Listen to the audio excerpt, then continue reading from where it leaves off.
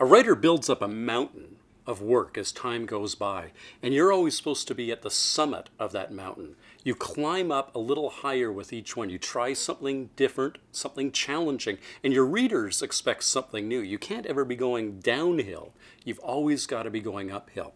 I'm writing my 19th novel now. It means there are 18 previous ones, and you always have to be doing better than you did before. You can't ever let the readers say, oh, he's slipping, his best work was a decade ago. That's death for a writer.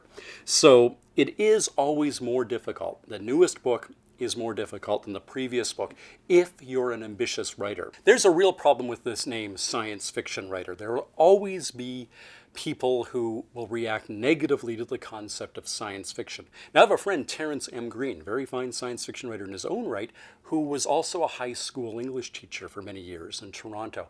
And he used to get colleagues who would be English teachers saying to him, how can you write or read that garbage? And he finally came up with the perfect rejoinder, which was to say to them, which work of science fiction did you read that led you to form that opinion?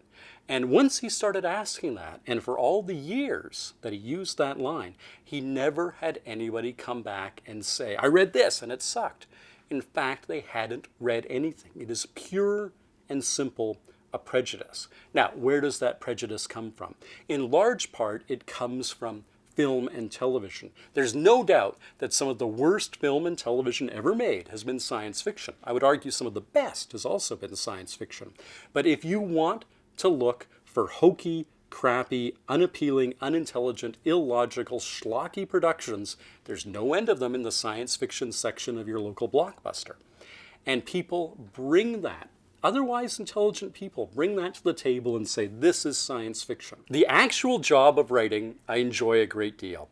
And I know writers are supposed to be tortured souls, but I actually decided to pursue this. And this was a difficult choice to make because my parents are both economists, very business savvy. And in fact, they were of that generation that felt children should make their own mistakes. They didn't give a lot of advice.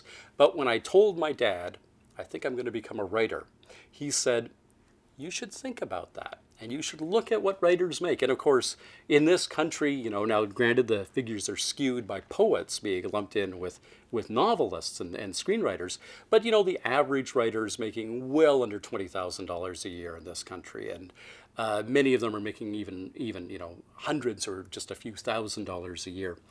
But I thought, here I am. When I started out to do this in my early 20s after graduating with my degree, what am I going to do with my life? It better be something that I'm going to enjoy.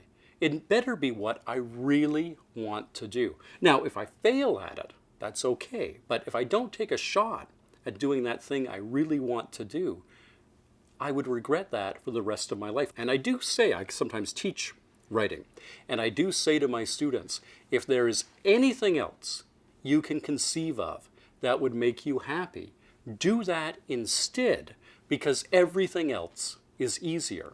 It's easier in terms of the level of hard work. It's easier in terms of security. You actually get a job. You get a weekly paycheck or a monthly paycheck. You get a pension.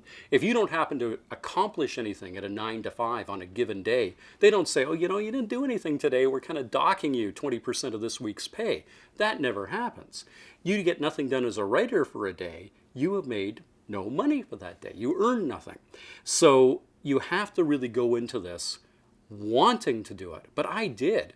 And then it would be so disingenuous to turn around and say, oh, I'm tortured. It's a painful thing to do. I suffer every day for my art. I'm the luckiest guy on the planet, and I'm having the greatest time of my life doing this.